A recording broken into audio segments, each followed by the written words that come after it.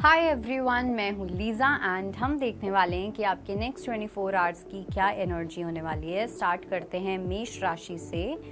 So we have fertility. Wow, जो आपकी creative energy है, जो आपकी इम्प्रेस वाली एनर्जी है, वो बहुत ब्यूटीफुली आपकी इन्हांस होती हुई दिख रही है। आप उस एनर्जी को एम्ब्रेस करते हुए दिख रहे हो। साथ साथ मुझे ऐसा भी लग रहा है कि या तो जैसे कुछ लड़कियों के लिए या लड़कों के लिए भी ये मैसेज है कि आपकी जो हेयर ग्रोथ है वो कहीं ना कहीं, मुझे एक ये रैंडम मैसेज मिल रहा है कुछ लोगों के लिए, अगर आप बहुत ज़्यादा वरिड हो या कुछ भी ऐसा।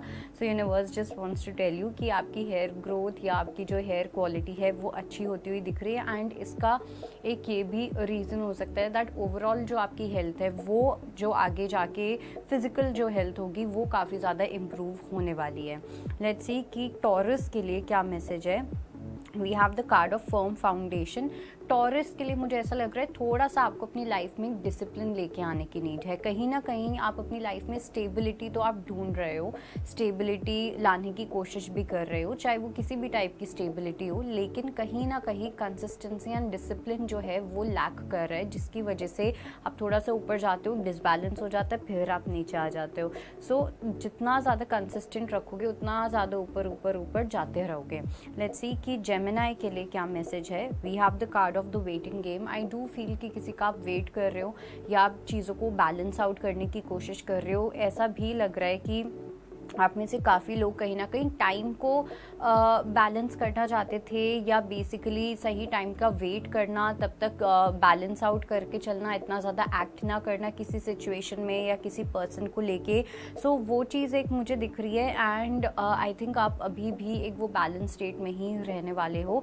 But at the same time I do feel कि आप कोई स्ट्रैटेजी है, अगर आप स्पेसिफिकली किसी एक स्ट्रैटेजी से के साथ डील कर रहे हो या एक स्पेसिफिक स्ट्रैटेजी से चल रहे हो आप अपनी लाइफ में, तो वहाँ पे मुझे लग रहा है थोड़ा सा आपको चीज़ों को रिकंसिडर करने की नीड है।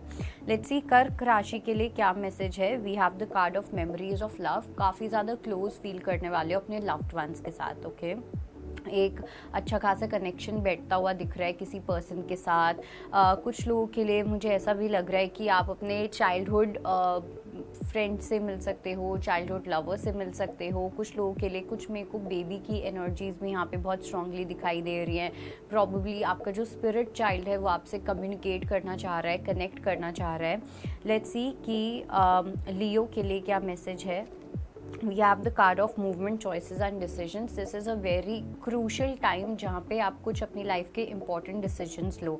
ओके, स्पेशली जब बात आती है लव लाइफ की, अगर आपको लगता है कि आपको कुछ लव लाइफ से रिलेटेड important decision लेना है तो थोड़ा सा आपको चीज़ों को रिकन्सिडर करने की नीड है।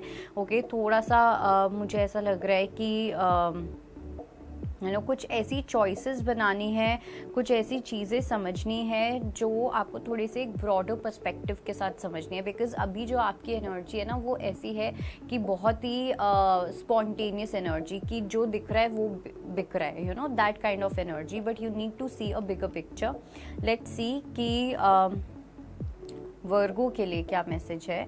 We have the card of heart chakra. Beautiful energy. आपका जो हार्ट चक्रा है वो कहीं ना कहीं अवेकन होता हुआ दिख रहा है। ओके, जैसे आपका हार्ट चक्रा अवेकन होगा, ऑफ कोर्स आपकी जो फीलिंग्स होंगी उसके अंदर एक जॉय की फीलिंग होगी, कंपैशनेट वाली फीलिंग होगी, एक इक्विलिब्रियम वाली स्टेट होगी। आप और बैलेंस्ड फील करोगे अपनी लाइफ में और हार्मोनाइज्ड फील करोगे। सो नेक्स्ट 24 आवर्स की एनर्जी ये है। और दूसरा मुझे ये भी लग रहा है कि आप में से कुछ लोगों के अंदर किसी पर्सन को लेके कहीं ना कहीं स्ट्रॉन्ग फीलिंग्स आ सकती हैं, एक इमोशनल कनेक्ट आप फील कर सकते हो किसी के साथ।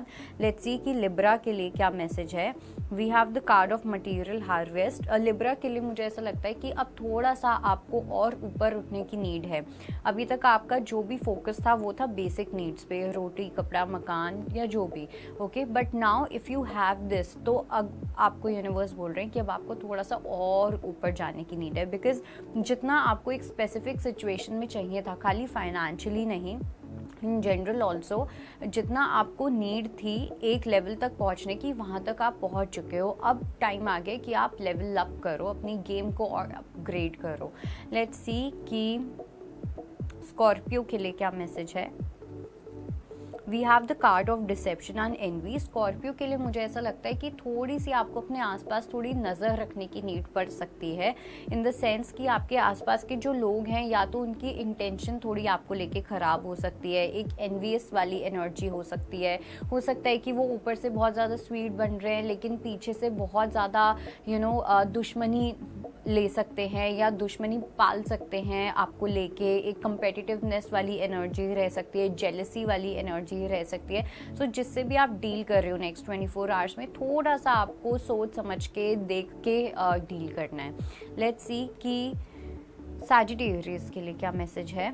We have the card of truth. Sagittarius के लिए मुझे ऐसा लगता है कि अगर आप सच में सच को देखना चाहते हो, सच में अगर आप ट्रुथ को देखना चाहते हो तो पहले आपको उस लेवल तक जाना पड़ेगा।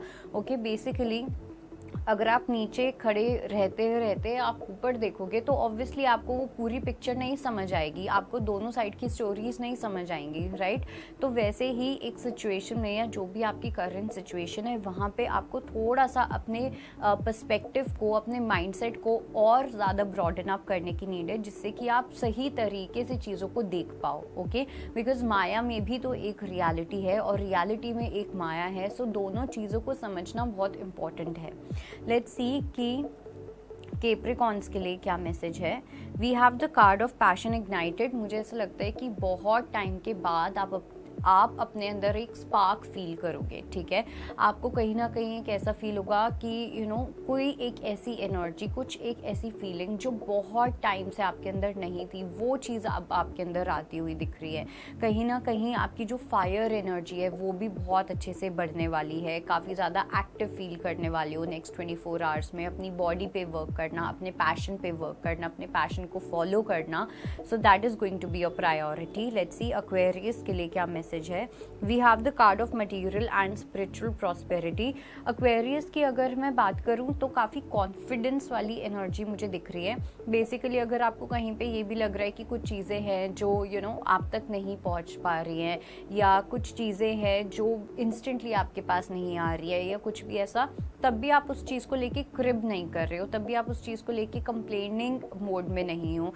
सो that is a very good thing here, right. आपके अंदर एक वेट एंड वॉच वाला एटीट्यूड है कि देखते हैं कि यूनिवर्स क्या भेजते हैं। दैट काइंड ऑफ एनर्जीज है which is amazing to have.